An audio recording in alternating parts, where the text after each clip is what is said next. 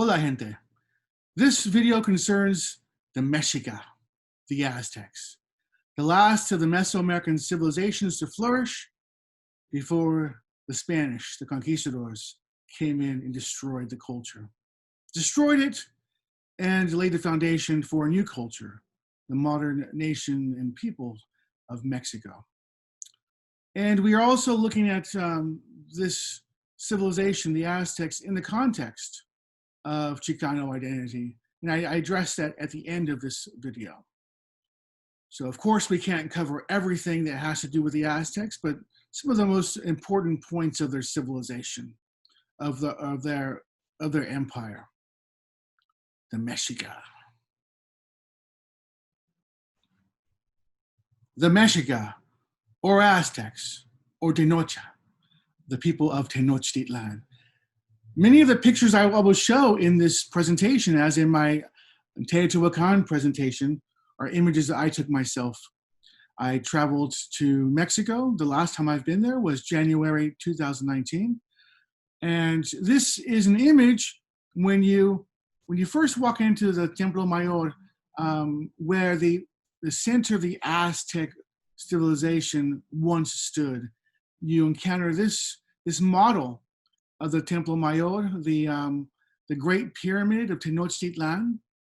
And at the top, you see these two smaller edifices, these temples to the rain god Tlaloc and the national god, the war god, the god of civilization, Huitzilopochtli, who was the main god going back to the very beginnings of the Mexica and their migration from Aztlan to the Mexico City basin area, Lake Texcoco, and the foundation of Tenochtitlan. So this is Tenochtitlan. This model was around 4 feet by 4 feet and about 3 feet high.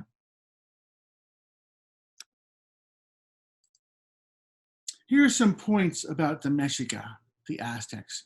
Remember from a previous slideshow,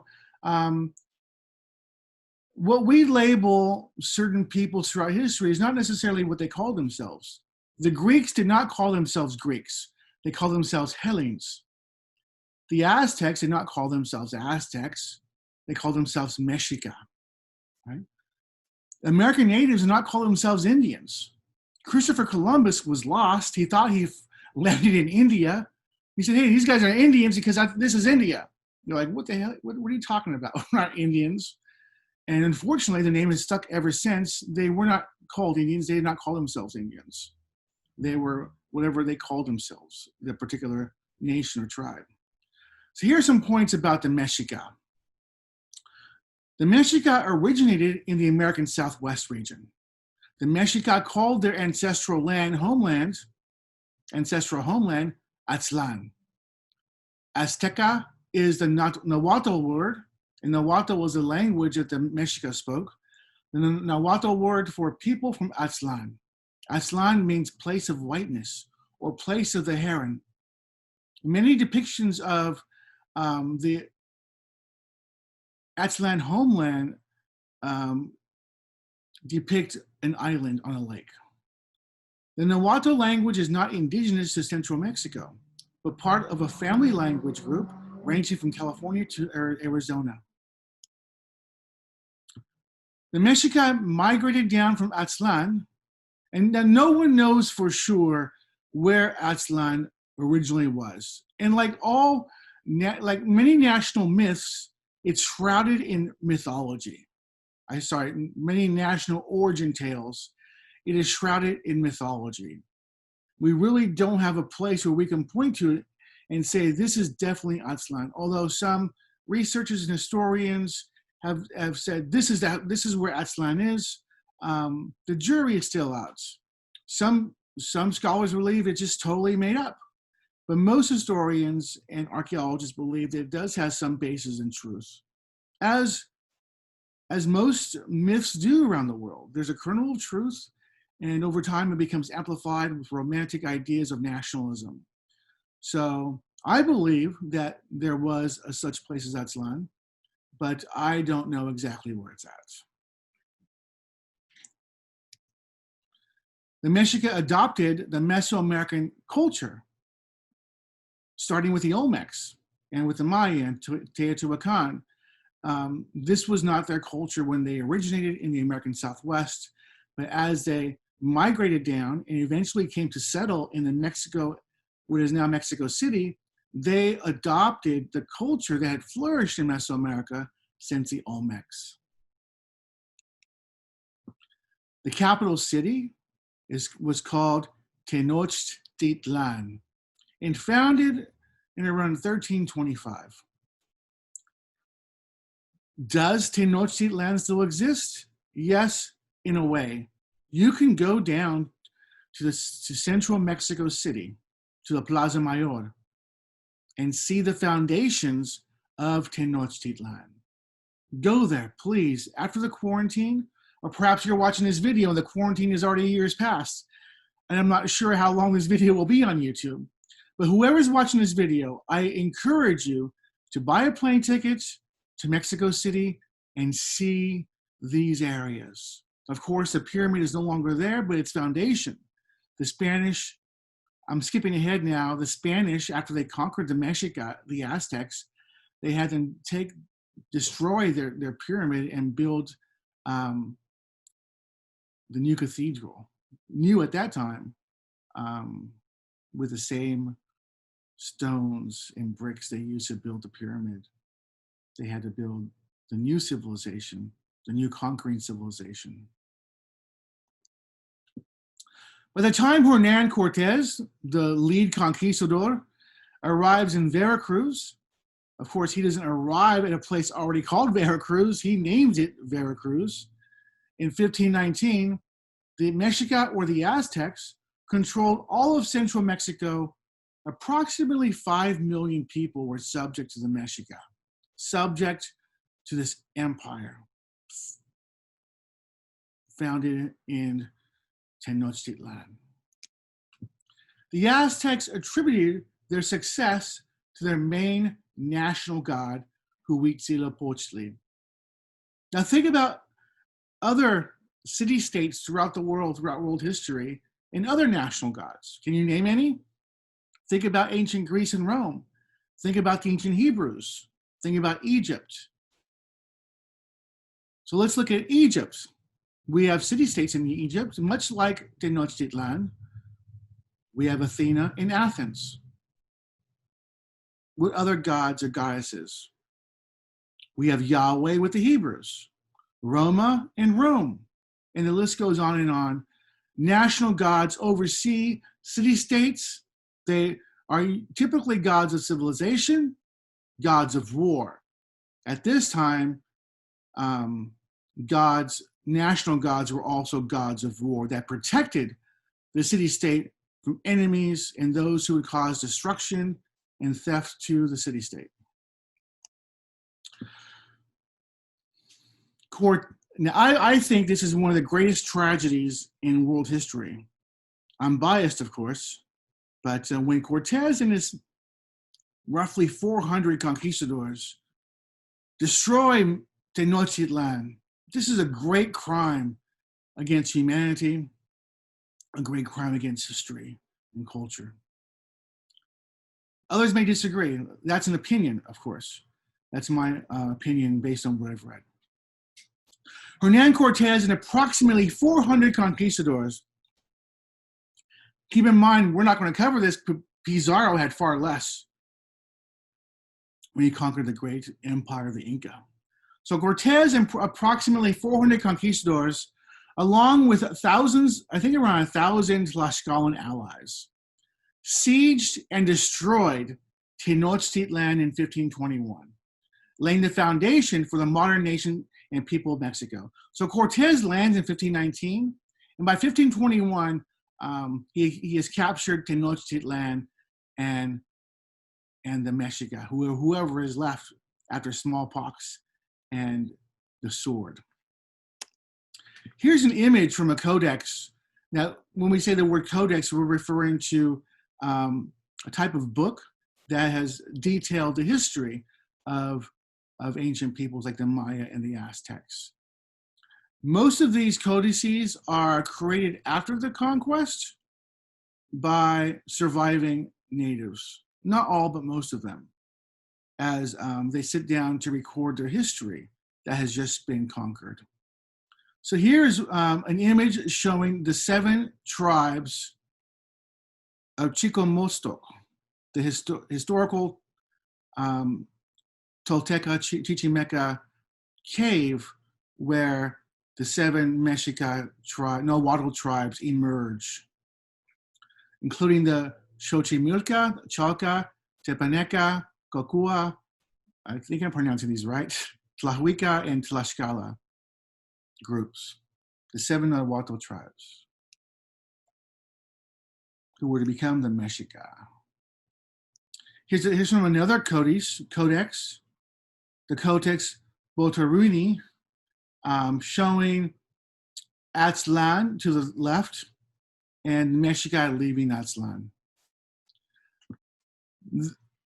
What occurs is that Huitzilopochtli, the national god of the Mexica, tells them, you need to leave Aztlan, and I will take you to a new promised land. You have to journey south. And when you see this vision, this is where I want you to build your new home. When you see an eagle with a serpent in its talons on a cactus, that will be the sign I will give you where I want you to build your new home. So the Mexica listen to the war god, their national god, Huitzilopochtli, and leave their sacred paradise-like homeland and go south and encounter many trials and tribulations. Now, this story of journeying because of the voice of a god, this is a reoccurring theme throughout world history. And many of you were exposed to Christianity or are perhaps Christians now. Can you think of a similar story in Judeo-Christian theology from the Bible? Abraham, right? Abraham was from Babylon, Ur of the Chaldees, and Jehovah or Yahweh, Elohim of the Old Testament, told Abraham, leave Babylon, leave Ur of the Chaldees, and travel south. And I will show you a new promised land. And of course, the story goes, Abraham was hesitant. He said, I have no idea where I'm going. And God said, listen to my voice and go south. This is very similar to the Mexica peregrination wandering story. Going south, listening to the voice of a God, following the God, and at last a new homeland is showed them. More images from the Codex. The Mexica began their wandering to their new home, led by an effigy of the deified god Huitzilopochtli on the back of the shoulders of a priest. You see the first man in the line, and there's the national god Huitzilopochtli on his shoulders, leading the way to find a new homeland. Here's another image from another codex. This is the vision, and of course we know this is the emblem on the national Mexican flag. This was the original founding myth story of the Mexica. Somewhere there's truth in there. Whether you believe that there was really a god Huitzilopochtli, or there's some truth in seeing an eagle, this is the national founding myth of the Mexica. And at this time, Lake Texcoco was a lake. And if any of you have been to Mexico City, Xochimilco is an area you can go to and ride boats through what is left of Lake Texcoco. That area is the only remaining part, I think, of the old Lake Texcoco. At one time, the whole area that is now Mexico City was a lake. This is the reason why downtown gets really shaken when there's an earthquake, because it's not founded upon on good earth. It's founded upon a lake, and it's very shaky. And some of the buildings downtown have staircases going downward that when they were built, they were actually level or a little going upward, but the buildings are sinking. Here's another codex showing the foundation myth on the right-hand side, the Codex Mendoza. This goes back to the early days of the conquest. So we see an eagle upon a cactus, and the cross represents the lake. It's a waterway. Codex Mendoza illustrates the legendary national history of the founding of Tenochtitlan. Huitzilopochtli told the Mexica to look for a sign of an eagle perched on a cactus with a snake in its talons, and there build their new home. The outcast Mexica saw the vision in the middle of Lake Texcoco, and there constructed Tenochtitlan, the seat of an empire. Now, we won't go into all the details because that would take too much time for this class. But what essentially happens is that the Mexica travel down from the American Southwest and eventually come to the Mexican city basin. There was no Mexico City there at that time, but there were civilizations, there were cultures living along the banks that were part of the Mesoamerican culture. The myth goes that the Mexica sought help from each of these cultures one by one because they were starving, they were ragged, they had been through so many trials walking down from around southern Arizona area. They needed help. And one by one, these cultures, these cities turned them away. They thought they were savages. Because these cultures went back, their culture would essentially back to the Olmecs, right? They grew crops. They had laws. They built cities. They had tradesmen. They had artists and lawyers and priests and kings and temples. These were civilized people.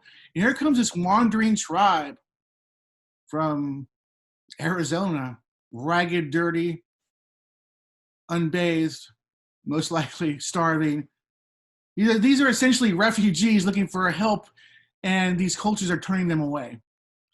And the story goes, they sit down by the lake and cry, and they're looking out, and they see the sign that Huitzilopochtli told them they would see. At their last wit's end, they're hanging onto the rope at the end, right? They're not tied to the end of the rope, and right when they couldn't stand anymore, much like the Lamentations in the Old Testament that Jeremiah writes, after the Israelites are conquered, they're sitting down by the rivers of lamentation, right? So this is the Mexica time of lamentation. They have nowhere else to go. Everyone's turned them away. They look out on the lake, and there's the sign Huitzilopochtli gave them. This is where we need to build our city. The problem is the sign is in the middle of a lake, perhaps a little dirt island outcrop in the middle of the lake. So the Mexica start piling in rocks, dirt, wood, anything they can find to provide a solid base, increase the size of that small little islands until a city grows. This is where they build their city.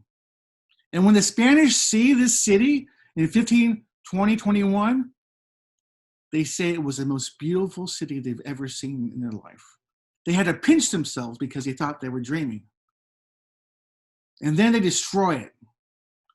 We'll get to that later. The Mexica. In modern Chicano culture, now this is a painting, airbrush painting on a lowrider. In modern Chicano culture, Aztlan represents an important symbol of cultural, spiritual, and national unity. To Chicanos, Aztlan has a double historical political meaning, referring to the ceded lands conquered by the United States during the Mexican-American War, 1846-1848, where roughly half of Mexico was illegally stolen from the sovereign nation of Mexico by a racist and greedy United States. The United States and Mexico signed the Treaty of Guadalupe Hidalgo in 1848, guaranteeing the protection of Mexican-American lands north of the border, which it never did. Like so many treaties that were made with Native Americans and gone back on. After the war, thousands of Mexican Americans were murdered by land-grabbing Anglo-Saxon American citizens and the Texas Rangers. Here's from another codex. Oh, sorry, from the Codex Mendoza. I love this one. I mean, I can show you thousands of these, right? But I love this one because this is a portion of the codex that represents the education of young Mexica boys and girls. The next one I love. To the right, here's a mother with the speaking glyph, a mother teaching her daughter how to make tortillas.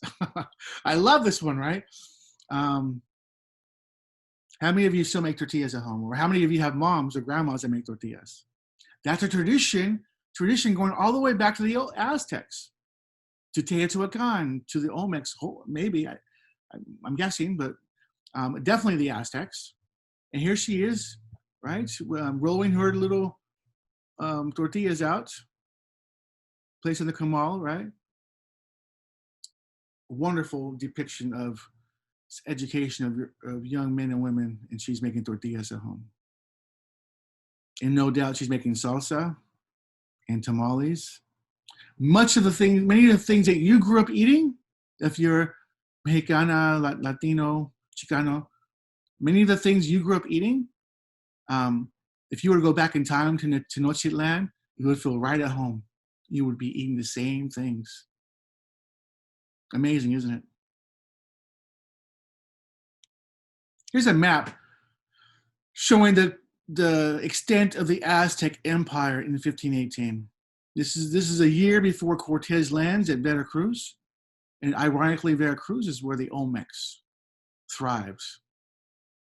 So Veracruz, in a way, is the start and the end of Mesoamerican culture. The yellow is the extent, going all the way down, right, to what is Honduras. The northwest part of Honduras shows the extent of the Aztec Empire. The areas that within the yellow that aren't yellow are areas that the Mexica, the Aztecs, could not conquer, like Tlaxcala. You see that? Tlaxcala, Cholula, next to Tenochtitlan. Tlaxcala and Cholula were areas that could not be conquered by the Aztecs, the Mexica. In fact, these areas hated the Aztecs. In fact, most of the people within their empire hated the Aztecs. Why? Why do you think they hated the Aztecs? Well, no one likes to be conquered, right? This happened during the Roman Empire. No one liked to be conquered by the Romans. They come in, they war against your people, they kill your uncles and your dad, and then they impose taxation. And the lingering taxation is what most people really hate. And the tax man can ask for several things.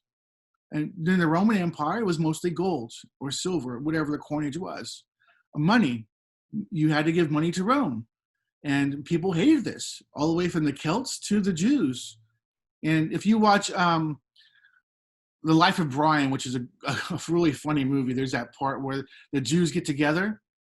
And the New Testament talks about these people, right? The Zealots. The Zealots wanted to overthrow the Romans. And the Jews get together and they have a meeting and they say, well, what have the Romans ever done for us? And they all start naming the great things the Romans done for them, right? But it's funny. The point is, they wanted to overthrow Rome. And there were many rebellions throughout the Roman Empire. The point is, people usually hate the imperial power that conquers them. And most of these people in the Aztec Empire hate the Aztecs. Of course, now, right, the Aztecs, and to most Mexicans, most Chicanos, are the people that are the last tribe of Mesoamerica that represents national identity. They are on the flag because they fought the Spanish. Even though they lost, it was a righteous losing because they fought tooth and nail to the end. So what would the tax man ask of the outlying conquered people in Mexico? Take guesses. Food stuff, right? Corn, maybe tortillas, different types of food that went to the imperial seats. Quetzal feathers, which were highly prized. jade, things to make jewelry with, jade, gold, silver. But also, if we can believe the sources, young people. Young people. Why? To be sacrificed. And as an historian, I know that different cultures have different standards or moralities, right?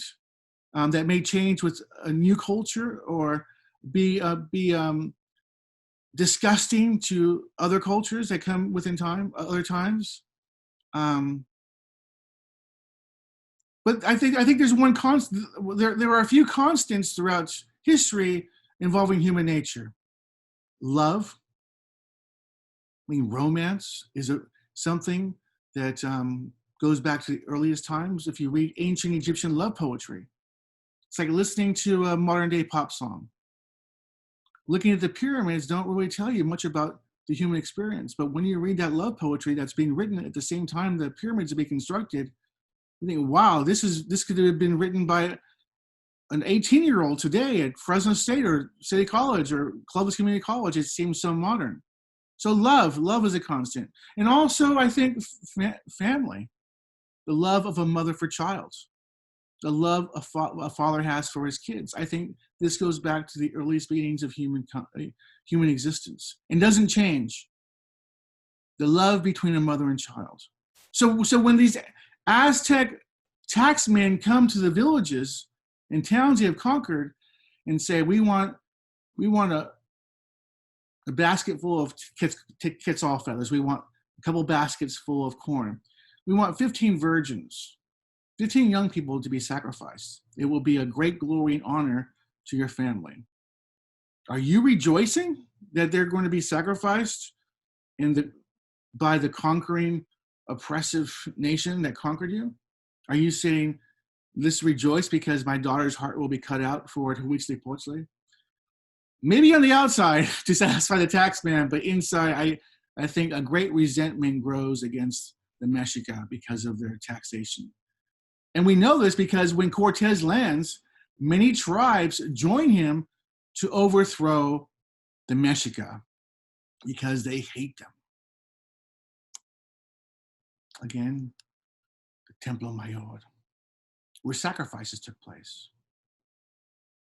Tenochtitlan was established in around 1325. This is 1325 in Europe is the tail end of the Middle Ages and the beginnings of the modern age, right? We had the seeds of the Renaissance around this time period in Italy. The population grew to about 250,000. We know that's about 50,000 more than Teotihuacan. That's a huge city with advanced sanitation, advanced agriculture, sparkling clean streets. That's more than half the size of Fresno. That's a very large city. Built on an island in the middle of Lake Texcoco.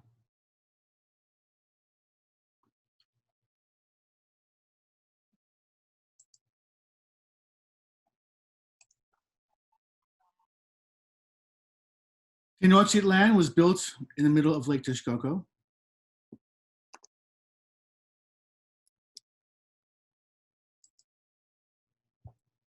It was approached by 4 great roads or causeways that connected to the mainland. Now, each of these causeways, by the time Cortez comes on the scene, has several bridges that can be pulled up, making Tenochtitlan an approachable, impregnable fortress.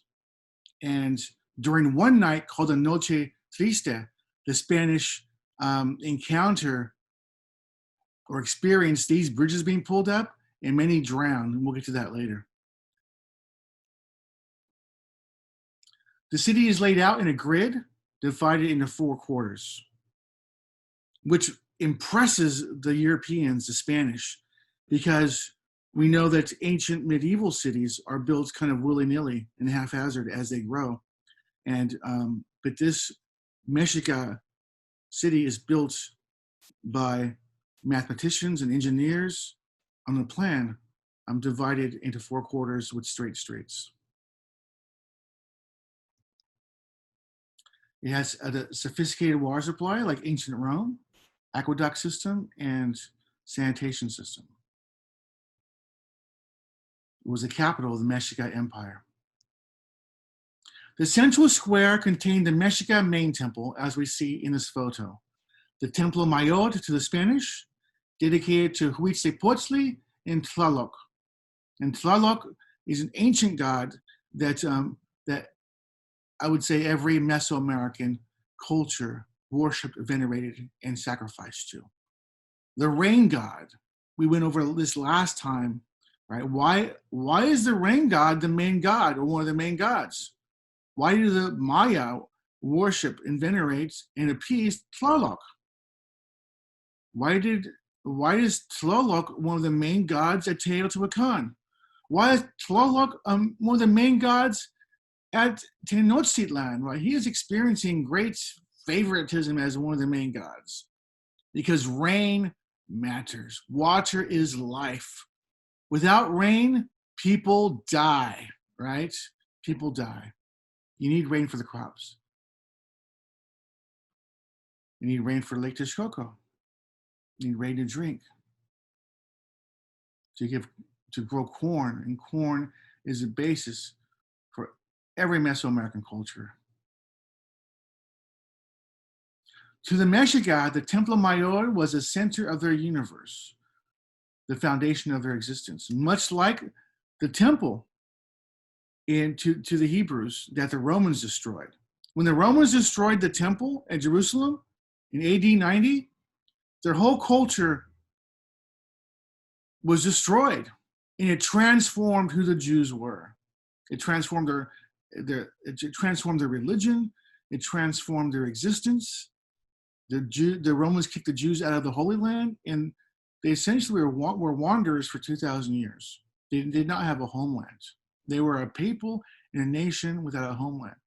This is what happened to the Aztecs. The Spanish destroyed their main temple, like the Romans destroyed the temple to the Jews. And it changed who they were. It changed the people. After the Spanish conquered Tenochtitlan, there were Nahuas still around, and there still are Aztecs. There still are Nahuas living in Mexico City in different places. They weren't all killed off. But their culture, who they are as a people, radically transforms. If the center of your universe is destroyed, it changes you. It changes how you interact with the universe. Here's another map showing Lake Texcoco, Teotihuacan in the upper right.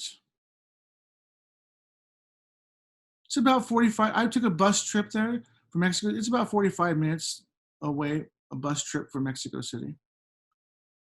Tlacopan, Xochimilco, all the way down at the bottom left, Xochimilco is an area of the lake that is still in existence. You can go there today and take a boat ride at Xochimilco. And I think many of you have seen pictures of people on these colorful boats, drinking beer, having a great time.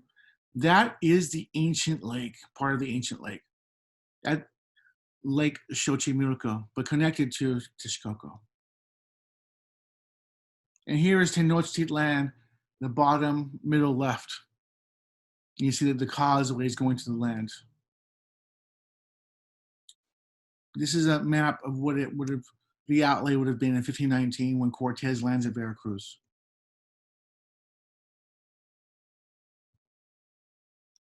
Nahuatl, there's a fact for you. Nahuatl, the Aztec language, the Mexican language, was the dominant language in central Mexico by the middle of the 14th century. Many Nahuatl words borrowed by the Spanish were later absorbed into English as well, including chile, avocado, chocolate, coyote, peyote, guacamole, ocelot, and mezcal. Those all go back to Nahuatl. Another map. I like maps. We see the Temple Mayor, the Palace of Montezuma. Of course, there is no lake here at all anymore in this area. It's all fields with filled earth. This is an artist representation after the conquest. Look how beautiful this city was. It's amazing. Amazing engineering, a feat of engineering to build a city on a lake. You can see parts of this, in the lower part of this painting, you can see where the causeway has an opening and a bridge going across.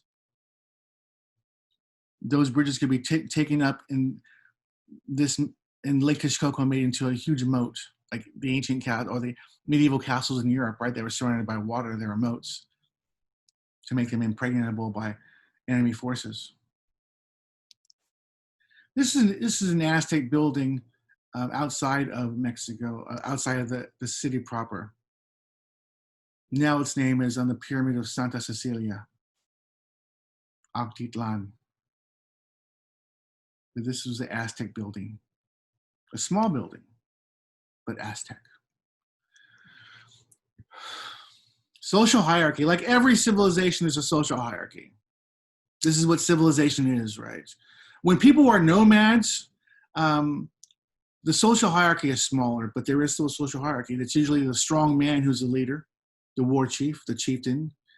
And usually there's a shaman or someone who is in touch with the spiritual realm, someone who knows the local herbs and remedies, someone who talks to the spirits, someone who analyzes the stars.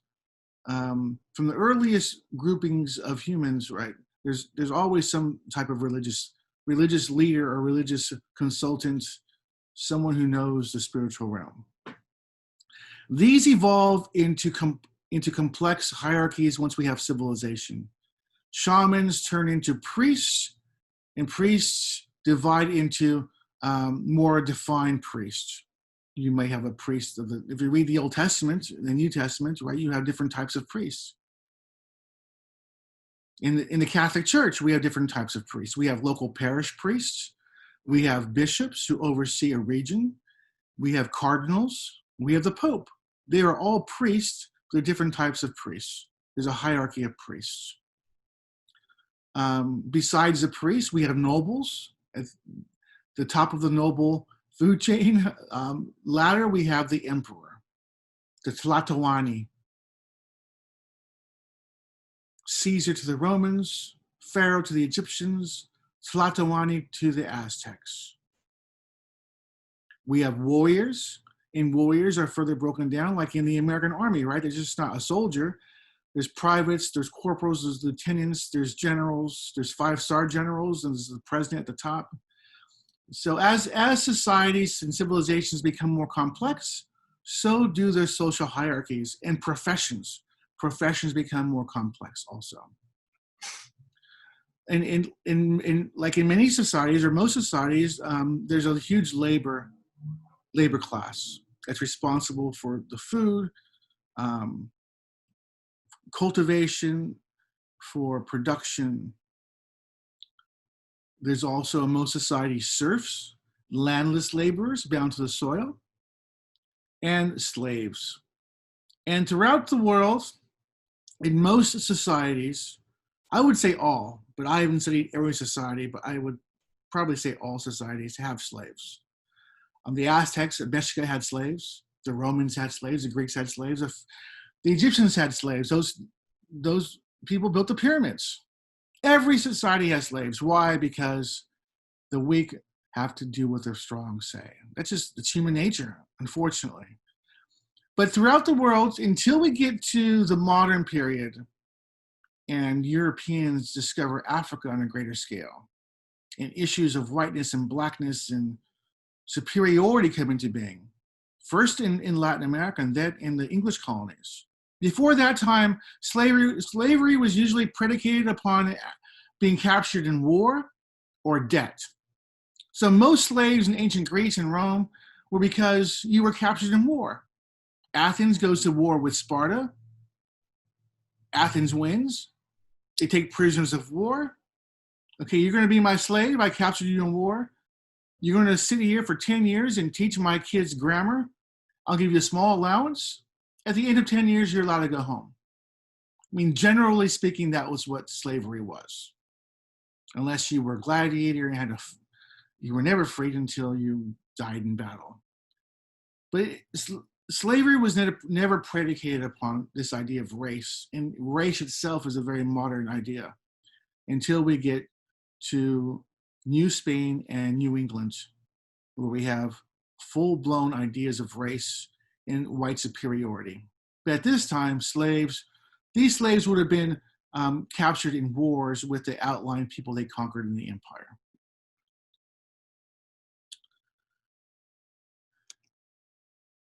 Of course, we have Quetzalcoatl, the god we see appearing in the Olmec culture. Although, again, as in our Olmec presentation, we have no idea what the Olmecs called this feathered serpent dragon god. But we know that the Mexica called him Quetzalcoatl, feathered serpent. We had the Quetzal bird, and Coatl means serpent. The feathered serpent, dragon god. Of course, they didn't use the word dragon. That's a European word. Essentially a dragon, a large flying serpent with feathers. He's my favorite god of all time. He is the most awesome god ever. Feathered serpent, worshipped throughout Mesoamerica, starting with the Olmecs, the god of civilization and peace, fertility and creation. Now at this time, let's talk about sources. All right, and this goes back to my first lecture on what is history. Who writes the sources? What questions do we need to ask when reading the sources? Most of the sources we have concerning the Mexica were written after the conquest by surviving Mexica who had converted to Catholicism and went to a school started by Franciscan monks who were teaching these young Mexica Spanish, Renaissance arts, Renaissance literature, European ways and customs. So these young Mexica who have become Europeanized write Aztec history. Think about that. Knowing that, what questions do we have to ask ourselves of the sources? I can feel your brains going right. We have to ask a lot of questions. So we have this myth that when Cortez lands, the Mexica, the Aztecs, had this myth that at one time in their past, during the Toltec era, there was a leader, this white-skinned leader with a beard, and he was actually Quetzalcoatl. And he was banished from society, but he left on a boat sailing east, and he was white and bearded. But he told the Mesoamericans, I am being banished, but one day I will return to you. And he was credited with teaching Mesoamericans about civilization. And so the myth goes that the Aztecs believed that one day Quetzalcoatl would return. And a couple of the histories tell us this, that they were awaiting Quetzalcoatl. But many historians now question this, that this was actually made up to make sense of the conquest, right? If you were a conquered people and your civilization is totally destroyed and you convert to the new culture, it makes sense that you would want to sort of look back and recreate this fiction that makes your native culture fit into a larger scheme that God had planned. Somehow the destruction of your culture makes sense. That it was divine will, right? That the gods or destiny had unrolled this fate that Quetzalcoatl did return, and he was Cortez. So when Cortez lands, many of the Aztecs, and along with Montezuma, believes this is Cortez coming back.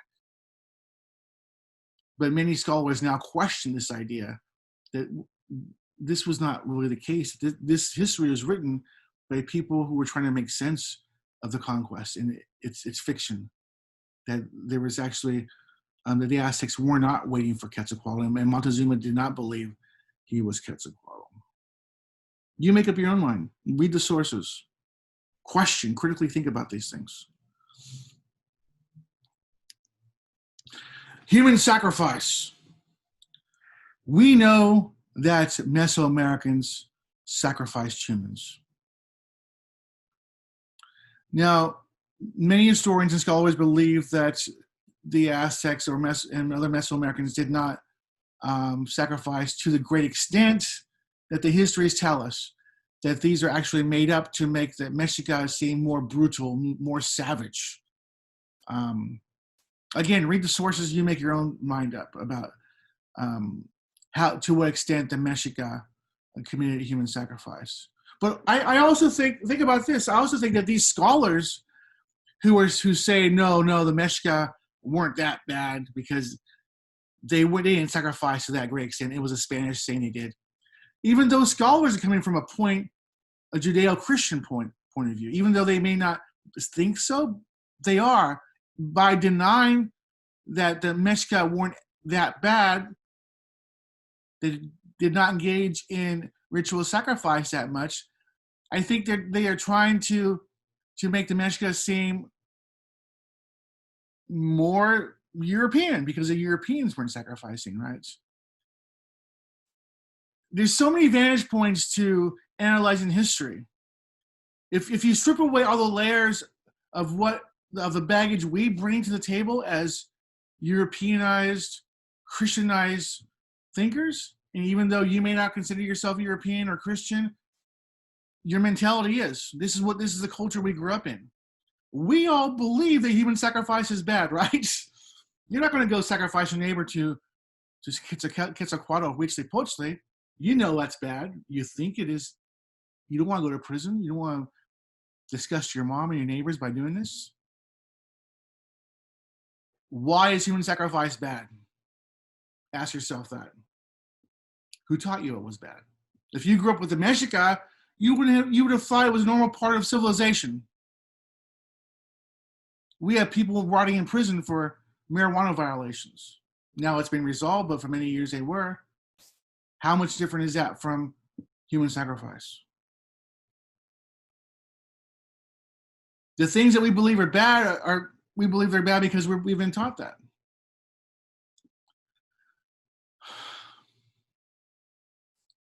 Human sacrifice. Huitzilopochtli needs blood every day. This is the reason why they're sacrificing, right? The blood appeases the god. We talked about altar sacrifice before during when we talked about the Olmecs. The altar is a very first fabrication, the very first things that humans build. The very first thing, before there's a church, before there are buildings, humans create altars. Altars allow humans to get in touch with the God, to ask their favor, to beg their mercy. So if you don't sacrifice to the gods get angry and send storms, or don't send rain, or allow your enemies to conquer you. But if you give the gods blood, they bless you. This is the God of the Old Testament, right? The God of the Old Testament requires sacrifice. And what does he tell Israel? If they're not good kids, he says, I will send plagues against you. I will allow the outlying people to come and conquer you and rape your daughters. This is the language that God of the Old Testament uses if Israel does not sacrifice to him. It's the same type of thing that's happening here with Huitzilopochtli. If you don't sacrifice to me and give me some blood, you're not going to be the great empire you are. It's only because you sacrifice to me, it's only because you give me blood that I bless you, that I allow you to be an empire. Now, from the Spanish perspective, let's turn things around now. You're a Spaniard. You just got done fighting, not you, but your ancestors, fighting Islam for about 800 years. And Ferdinand and Isabella kicked every Muslim and Jew out of Spain. You're riding on this missionary zeal high. You are God's chosen people. The Spanish are God's chosen people. Of course, Professor Fontes doesn't believe this. This is what they think at the time, right? So when I say these things, I'm saying from the perspective of the people, not because I believe it. So when they bring all this missionary zeal, this knighthood idea that we're fighting for God, and they come to Mexico, and what do they see when they land in Mexico? They already think that they have God's blessing behind them to spread Christianity and to fight the devil. What do they see? Bloodstained altars, statues to dragons. How is the devil depicted in Europe? As a dragon. And they come to the New World and they see bloodstained altars and statues of dragons. This fits in so well with their worldview, and it's almost like you can't make. If you made this stuff up, people, they would think, oh, you're just this meshes too well, right? The Spanish already believe they're fighting the devil, and they get to the New World, and guess what they say? Blood and dragons. Unfortunately for the Mexica. Another artist representation of the Templo Mayor at the top, right? These two buildings to Tlaloc and Huitzilopochtli. Up here is the altar where sacrificial victims were sacrificed. Typically, these were victims won in what were called flower wars. So the Mexica would have these mock battles with the conquered tribes called flower wars. And the purpose of a flower war was not to kill your enemy on sight, but to take him captive so that he could later be sacrificed at the Great Temple. So the enemies that were captured in battle were brought up here, and there were 5 priests, one priest for each limb, to hold down wrists and ankles so that the sacrificial victim would not move. Because, of course, there's no anesthetic, there's no sleeping pill, or these sacrificial victims are wide awake when a priest, so there's 4 priests holding down limbs, and there's a 5th priest with a very sharp knife. The 5th priest cuts an incision below the rib cage on the stomach. He cuts an incision large enough for his hand to go in. Imagine you're the person laying there, and you're feeling all of this. You feel someone's hand go into your stomach, reach up under your rib cage, and you feel his fingers grabbing your heart. He yanks at your heart, detaches it from the valves, and holds it up into the air. And for a few moments, you are alive still to see your beating heart in the hands of a priest. Think about that. The priest places it in a brazier, and the other priest gets you and toss you over the pyramid right here. Right here's a body being tossed. Here's another down here who had been sacrificed.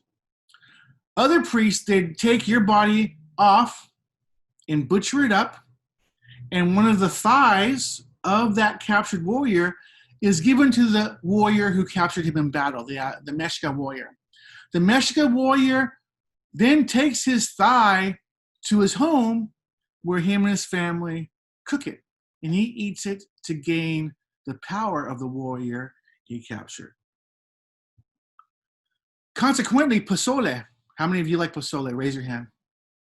Pozole is an ancient Aztec recipe that was first, the recipe for the meat was first human flesh. So pozole was first made with human flesh.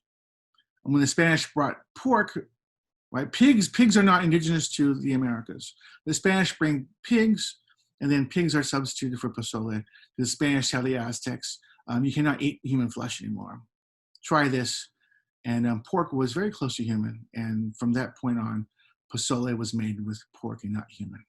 Think about that next time you're eating pozole.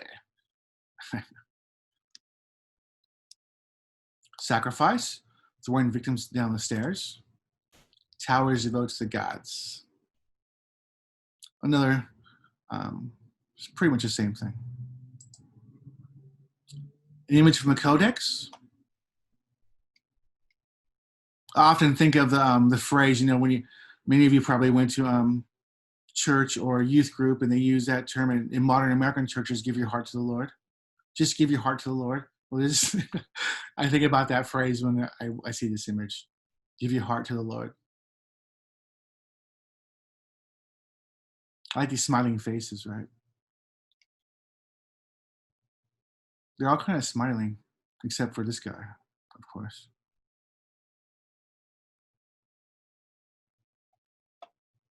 This is one of the reasons why the outlying tribes joined Cortez to help conquer the Aztecs. This is someone's son. This is somebody's boy that was captured by the Mexica and sacrificed. Think about that human drama, the human experience, knowing that your son or daughter was being sacrificed at the great temple. The Mexica did not sacrifice their own people. They sacrificed other people's people.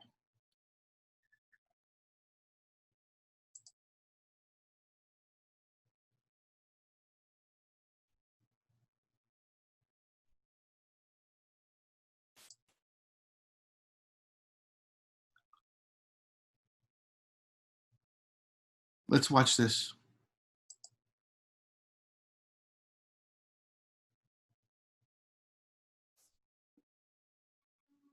This is a rendering of a human sacrifice being conducted by a 15th century Aztec priest.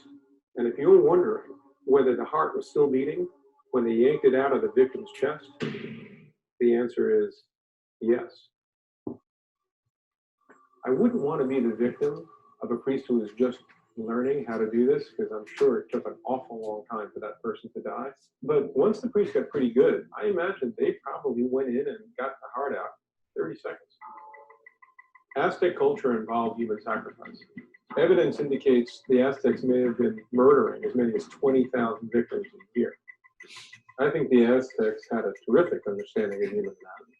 When they decided to sacrifice their victims, they knew it was going to be a lot easier to get into the chest cavity by making a hole in the abdominal wall and getting at the heart than trying to get through the breastplate, the sternum, and the ribs, which were very difficult to soften. The victims were held down by 4 people, and the priest would take a knife while the victim was still alive, plunge it right into the abdomen, rip open the abdomen with the knife. They made a hole big enough to get their arm in, put their arm in, pierce through the diaphragm, pushing their hand up into the chest. And the heart is the only thing in the chest that's going to be going like this, you know, and beating. It feels different than the surrounding tissue. The average adult human's heart is around the size of a small grapefruit and pretty much weighs around the same and has that kind of feeling in it. So the priest would reach around until he felt the beating heart, grab onto it, and then just pull for all he was worth until he yanked it off its attachments. I have no doubt that the victim felt the priest's hands in his abdomen and the hand ripping through the diaphragm, which was, I am sure, exquisitely painful. And I have no doubt that the victim felt his heart being ripped from its attachments. But at that time, the victim would lose consciousness.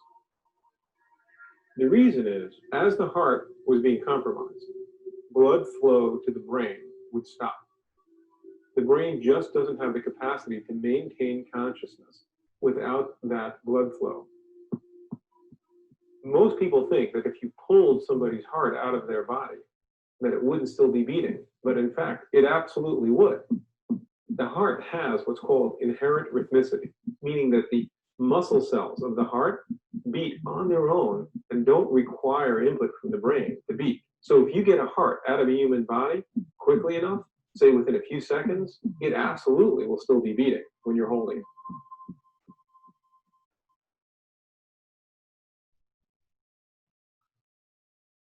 What do you think?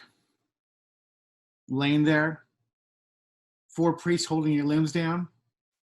You feel this sharp knife rip open your abdomen and a hand thrust into your stomach. Horrifying. Here's an Aztec ceremonial knife, quite possibly used in sacrifices. Beautiful.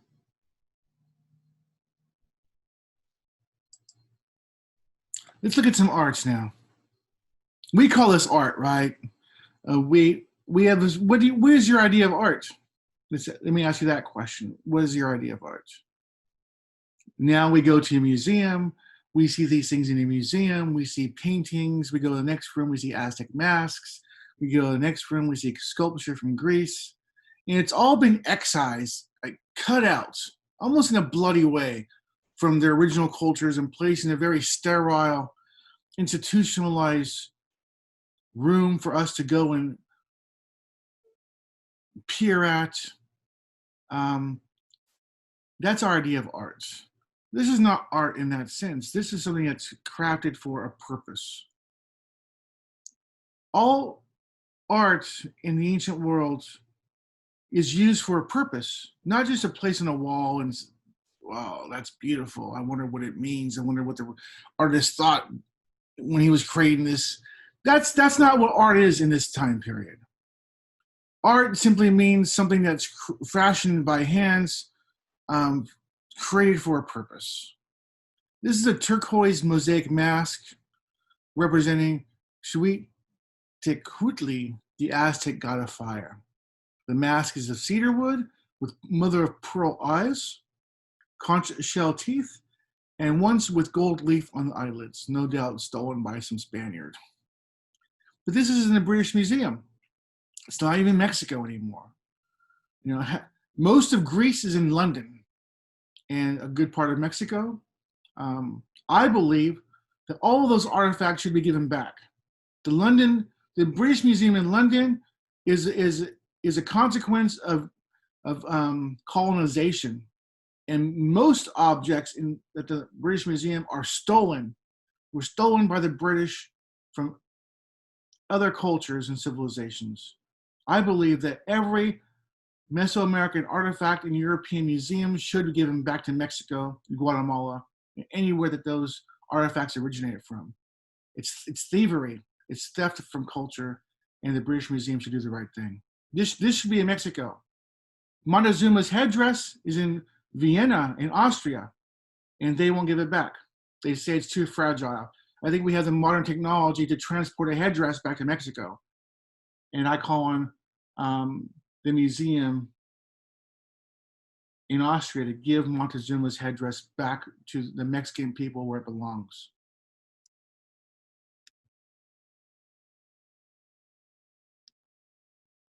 Coatlicue, right? Serpent skirt. This is I use the word goddess. The Aztecs would have had their own word. This goddess is a very European term, I know. It's the best term I can use to describe what is a female deity. Twin snakes represent the blood spouting from her neck after she was butchered by her daughter. This is at the National Museum of Anthropology in Mexico City. I went here when I was your age, many of your age. I went here when I was 24. And again last year, my first time when I was 24. And when I originally saw this statue of Coatlicue, there were Nahua people there performing a ritual around her. Modern day Mexica people whose DNA is Mexica or Nahua. They were praying around her with candles. It's a pretty powerful sight.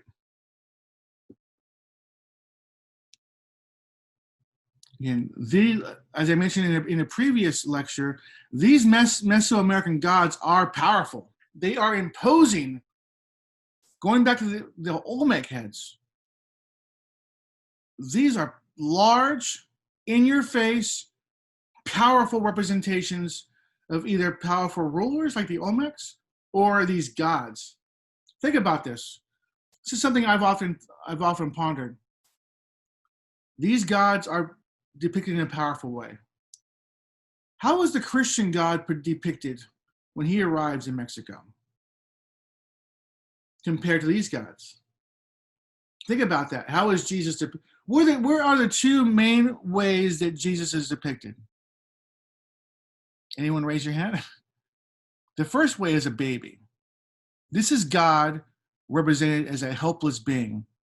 The most helpless point in anyone's life is when you are a fetus outside your mom, right? Think about every other animal in the animal kingdom when they're born. They're essentially small adults. You see a giraffe give birth on TV, they're up and running like in no time. Plop, fall to the ground. There's a lion around the corner. They start running.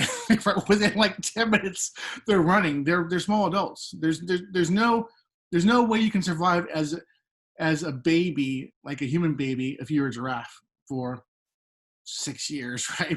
You're going to get eaten by a lion. So the most helpless way, the most helpless period in someone's life, that's how the Christian God is depicted, as a baby. What's the other way the Christian God is depicted?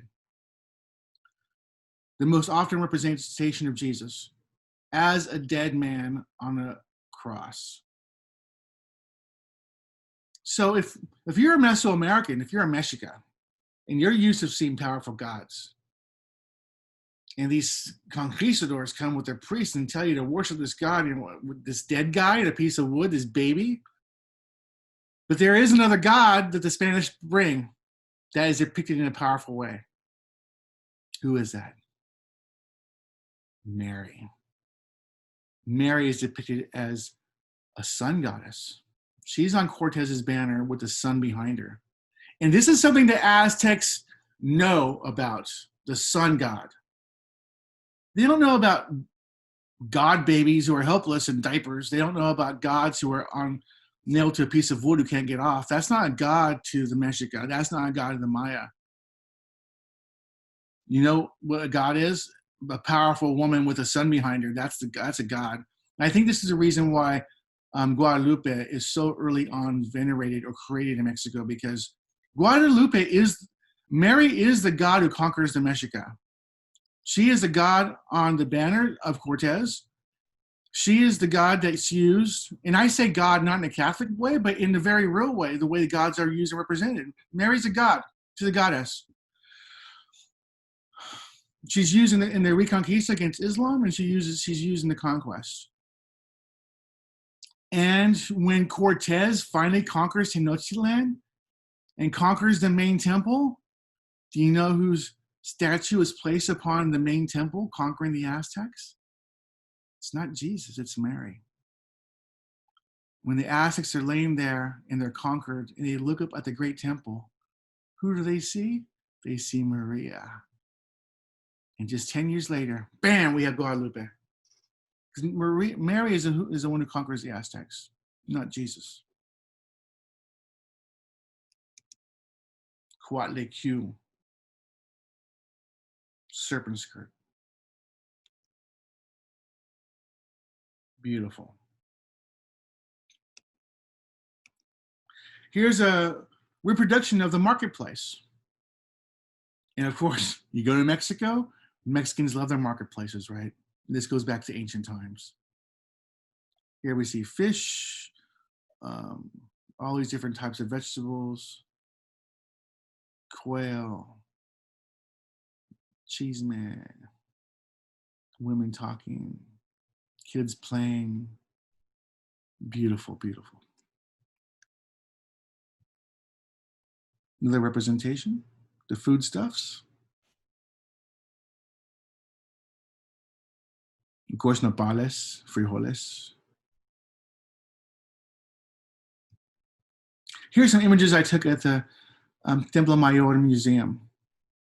And I'll skip through this. Feel free to stop the presentation and read these plaques. I'll skip ahead. Here's Tlaloc, another Tlaloc vessel. The Serpent Fire God, Quetzalcoatl. Again, these are images I took in January 2019. This is from the House of the Eagles that was to the left of the Templo Mayor. This is the Eagle Warrior. Beautiful. So to the left is where the House of the Eagles was. This is where these statues come from. That was the House of Eagles, and this is it today, destroyed by the Spanish. And this is where these statues would have come from, the Eagles, the Eagle Warrior, and the next one. Tenochtitlan. I know I'm butchering that name, but the god of death. This was very powerful to stand in front of. This is a life-size representation of the god of death. And when you stand in front of it, you feel its power.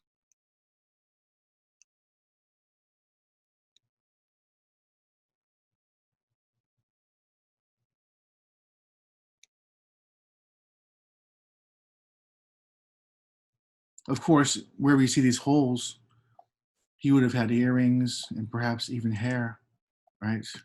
You see these plugs where he most likely had some type of hair coming down and earrings. Of course, I'm not sure what they called it. We call it earrings, but some kind of jewelry there.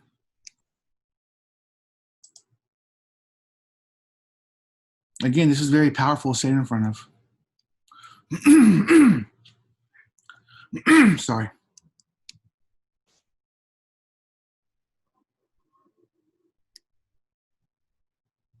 Thousands and thousands of artifacts at this museum. Here's some offering. Objects that were placed at the offering that were uncovered when they excavated the Templo Mayor. Real human skulls. This is me, Professor Fontes, in front of the wall of skulls. I would have loved to see this painted back when it was first created. It would have been an amazing sight. Again, another map. This is me being blessed in front of the Templo Mayor by a Mexica dancer and holy man.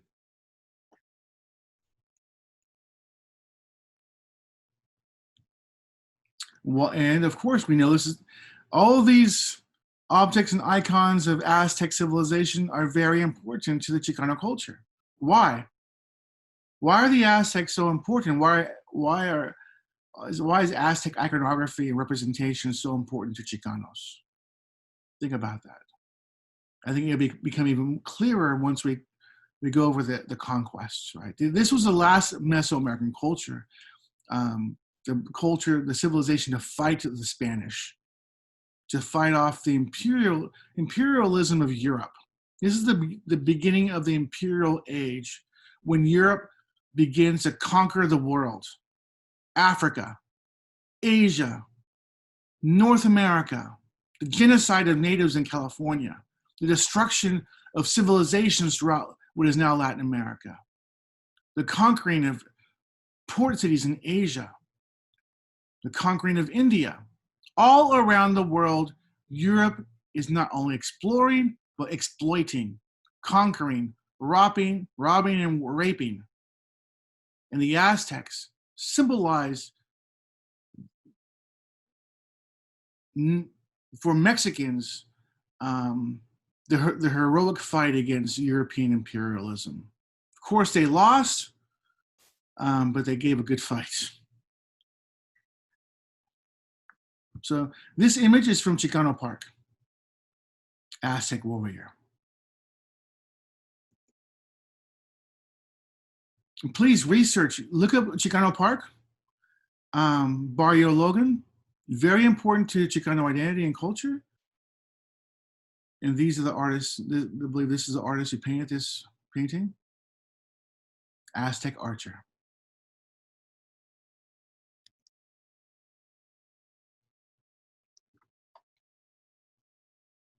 And of course, the Mexican-American soldier who was murdered recently, here portrayed as an Aztec princess in Arizona, where she was from. Well, that wraps up our discussion of Aztec civilization. Of course, as I said before, we couldn't cover every aspect of the Mexica or the Aztecs, but the more important ones.